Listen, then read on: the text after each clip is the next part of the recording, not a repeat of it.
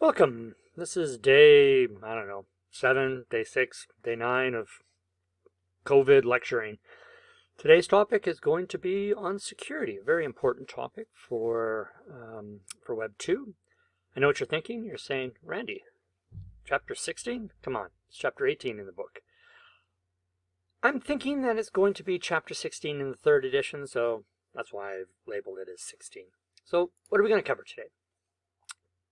Well, what are we going to cover? We're going to cover 4 things. We're going to first start with authentication. What is authentication, right? How does a user tell the website who he is or who she is? We're then going to look at HTTPS, how the data traveling between the browser and the server can be protected. We're then going to look at how we implement security on the server side. We're going to look at PHP for that. And then we're going to look at some common threat vectors. This will probably be split across 2, maybe 3 different video files. So let's start with authentication. Well, what is authentication? Well, authentication is, as it says here, is the process by which you decide that someone who is who they say they are and they're permitted to access a resource. Well, in web applications, there's 3 different ways to authenticate. The first is this old-fashioned authentication provided by HTTP. We're then going to look at the more realistic mechanism of form-based authentication. And then finally, we're going to look at third-party authentication, such as OAuth. That's going to be more of a Web 3, more of an advanced topic. So in this particular lecture, I don't have much there for it just because there wasn't really enough time. Okay, what is HTTP authentication? Well, this is using some special HTTP headers that are available. So that, as it says here, the protocol provides some special headers for transmitting authentication requests and responses. So let's take a look. So first off, we have some sort of browser that makes a request for a protected resource, something that the server doesn't want to just give to someone. Well, in the original HTTP protocol, the thought was that the browser would be responsible for authenticating the user. So the way this works is that the server responds with a 401 access denied error message. And there's also a www-authenticate header, which has 2 bits of information. The type of authentication, in this particular case it says to do basic, and then some kind of a realm. That can be anything, and it's just basically used for labeling. At any rate, what this header does is it's an instruction to the browser to get a username and password from the user. So this was in this approach, this is the job of the browser, not the web page, to do this. So the browser will display some kind of a login dialog saying that authentication is required. Typically, this realm string would show up somewhere in there. And then the user enters in a username and password. Again, this isn't a web page doing that. This is the browser doing this. I'm not sure if you've ever encountered this, but you know, it does show up occasionally still. Once the user does fill in this this dialog box, it sends off another request for this same original resource, but it adds an authorization header. And what's here is it looks, oh, this looks like some sort of, you know, encryption or something, but it's not.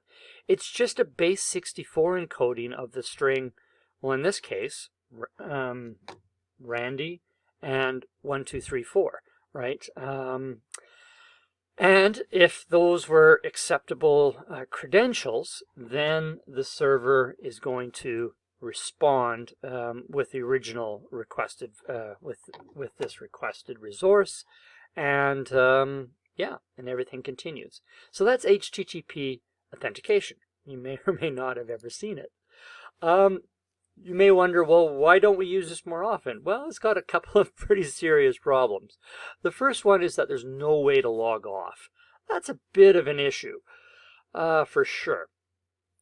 You can't, the website has no control over the user experience. The browser is what's actually providing the user experience.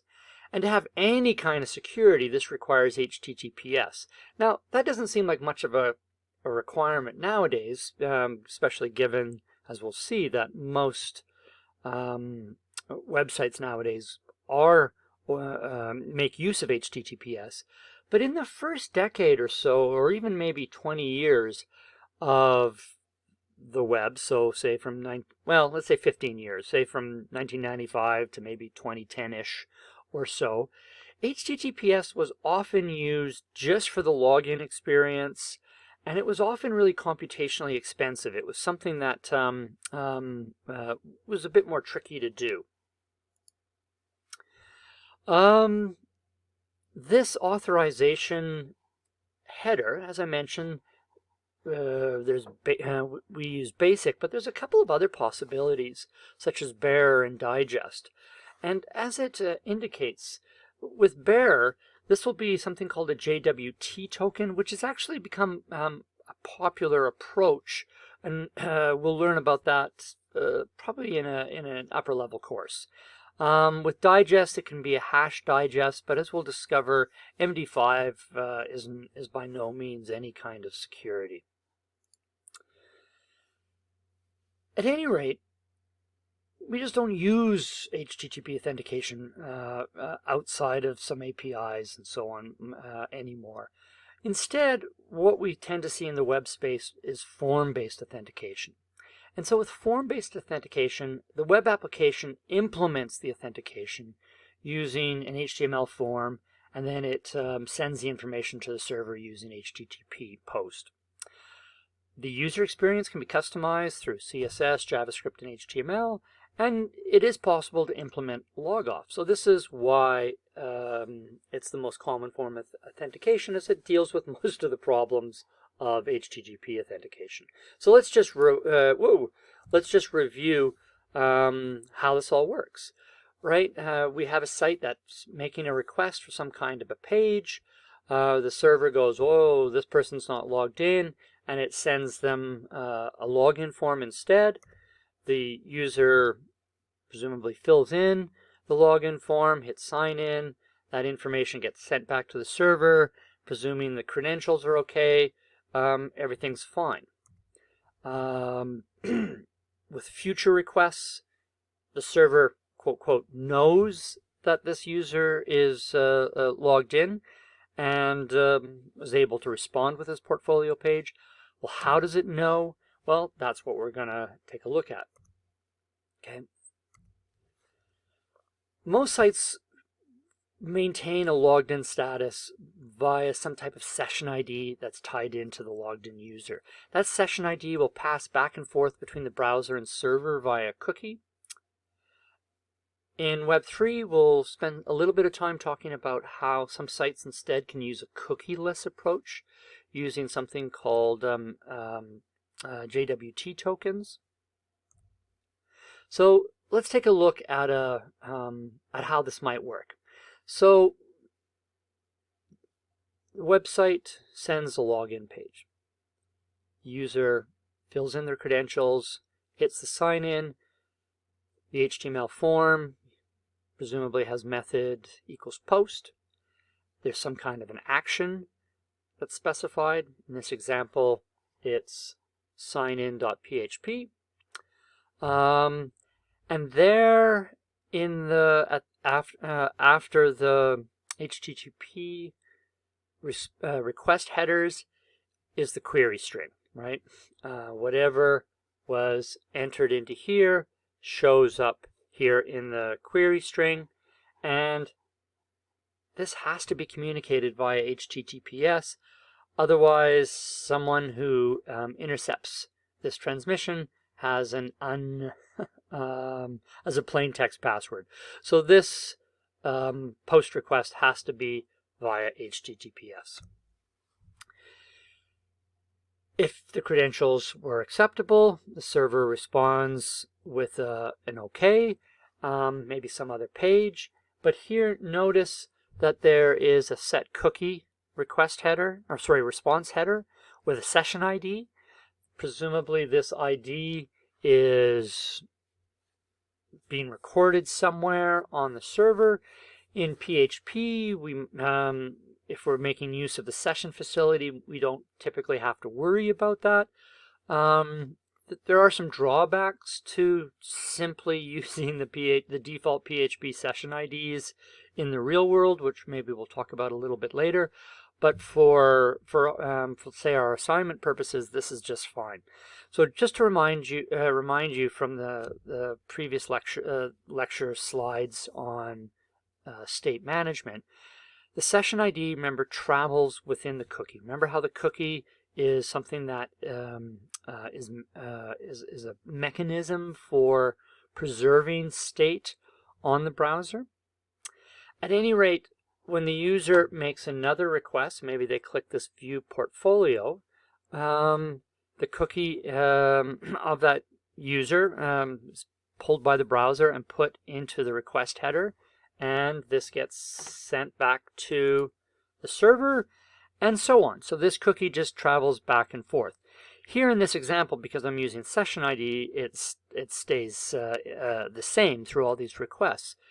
In a real-world scenario, to get a bit better security, what often happens is a brand new session ID is generated for each request as that goes back and forth, just to make it less likely that, let's say, if a user leaves they're on a public computer and they leave it, that there's less chance that that session will still be active in the future.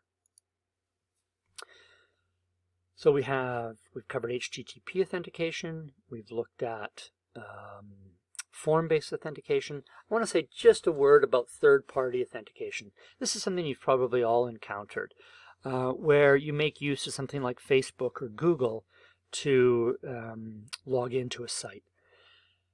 The most popular framework for doing this is something called OAuth, stands for Open Authorization. And this allows user credentials to travel from one site to another. I'm not going to say as much. This is actually a diagram from the second edition. I'm not completely happy with with this diagram. I think I'm going to redo it at some point. But what it does, I think, hopefully shows that there's this early step where the client, some sort of, maybe it's your website, you register with this authentication server, let's say the Facebook services.